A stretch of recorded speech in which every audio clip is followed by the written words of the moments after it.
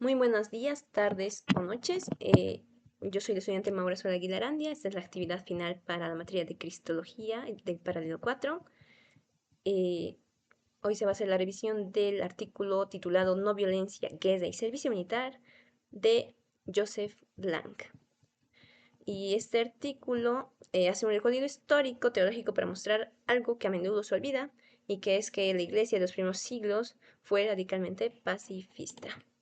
Entonces, en este mundo actual lleno de armas, donde hay riesgo nuclear, muchos jóvenes se niegan a hacer el servicio militar por motivos de conciencia, y esto ha obligado a la Iglesia a replantearse su postura, porque durante mucho tiempo los católicos daban por hecho que hacer el servicio militar era un deber moral. Se creía en la teoría de la guerra justa, que hacía diferencia entre las guerras injustas y las guerras justas, pero el artículo nos dice que en un momento esto no fue siempre así, y que cuando los historiadores revisan los primeros siglos, descubren que la iglesia fue radicalmente pacifista.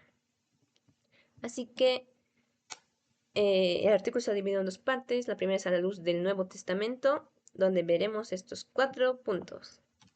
El primero es los soldados y Jesús, que lo primero que llama la atención es que Jesús no trata mal a los soldados romanos.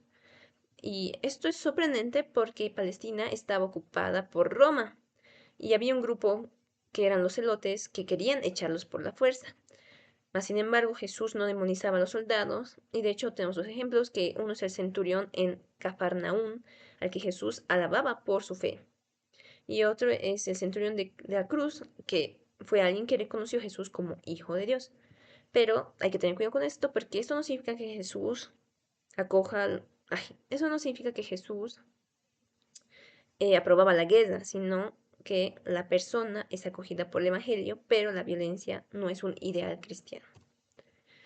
Ahora, Jesús tuvo una postura política clara, se distanciaba de los celotes, y como lo sabemos, porque se juntaba con cobradores de impuestos, que para los celotes eran traidores por colaborar con Roma. Mateo resalta una palabra griega que es prais, que se puede traducir como manso, pero que hoy se entiende mejor como no violento. Y tenemos que en las bienaventuranzas, cuando Jesús se presenta a sí mismo y en la entrada a Jerusalén, Mateo añade una cita del profeta Zacarías que dice: Tu rey viene a ti, manso, montado en un asno. Es decir, Jesús es un Mesías pacífico, no un guerrero como esperaban los celotes. El amor a los enemigos es el centro del mensaje de Jesús, y esto va directamente unido de la no violencia. Mateo lo junta en el Sermón del Monte. Habéis oído que se dijo, ojo por ojo, pues yo os digo, no resistáis al mal, amad a vuestros enemigos. Y esto no es una norma difícil de cumplir por esfuerzo, es participar del amor de Dios, que no hace distinciones y ama a todos, incluso a los enemigos. Y aquí hay una frase clave del artículo que dice: amor, libertad y no violencia son inseparables. La no violencia no es debilidad, es una expresión de libertad interior. Ahora, existe un texto en el que Jesús dice: no he venido a traer paz, sino espada. Y la gente ha usado esto para justificar la violencia, pero el artículo nos dice que lo hemos entendido mal. La espada no es un arma, es una metáfora del conflicto que el mensaje de Jesús provoca en un mundo violento. Jesús no era ingenuo, que creía que el amor siempre es bienvenido. Sabía que su mensaje iba a crear problemas, incluso con su propia familia. Pero esa advertencia no es justificación para usar la violencia. En Getsemaní, Pedro saca la espada y Jesús dice: guarda tu espada, porque a quien espada mata, a espada muere. Y en Lucas, cuando Jesús dice: comprad una espada, y los discípulos muestran dos, él dice: basta, y es una advertencia, no un llamado a las armas. Ahora, sobre la iglesia primitiva, vamos a ver a los primeros cristianos y cómo cumplieron lo que Jesús enseñó. Y tenemos a dos grupos, las comunidades de Palestina y las del Imperio. Los de Palestina pues no participaron en la guerra judía contra Roma, que fue en los años 70 después de Cristo. De hecho, huyeron de Jerusalén antes de que estallara la guerra y se refugiaron en Pella, al este de Jordán. ¿Pero por qué? Porque veían la guerra como un suceso apocalíptico.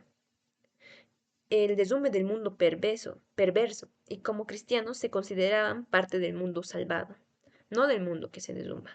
Ahora, los segundos, las comunidades de Palestina, también fueron fieles, pero en un contexto de persecuciones y de un imperio cada vez más militarizado, ellos también usaban un lenguaje militarizado, se llamaban soldados de Cristo.